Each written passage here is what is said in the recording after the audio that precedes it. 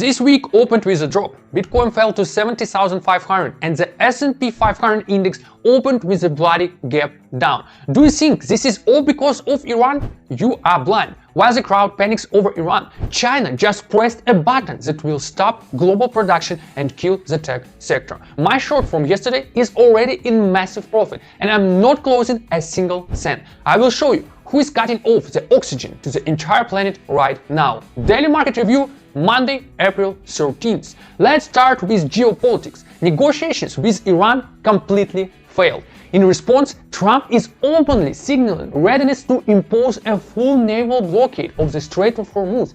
2 US aircraft carriers are already in position. Oil continues to rise. But the most interesting part is happening in the shadows. Chinese ships are freely passing through the Iran-blocked strait, while everyone else is stuck in a queue of 600 ships or paying $2 million in ransom. A furious Trump threatened China with 50% tariffs if they continue to help Iran. Therefore, the global trade war is entering a hot phase. And now for the real black swan. Starting in May, China is completely banning the export of sulfuric acid. You might ask, what does this have to do with crypto? Sulfuric acid is the foundation of civilization. Without it, there are no fertilizers, no copper, no nickel for batteries. Not a single country in the world can replace Chinese supplies. The world is facing global food inflation and a halt in the technology sector. And this shock is already killing the US financial system. The $3 trillion private credit market is falling off a cliff.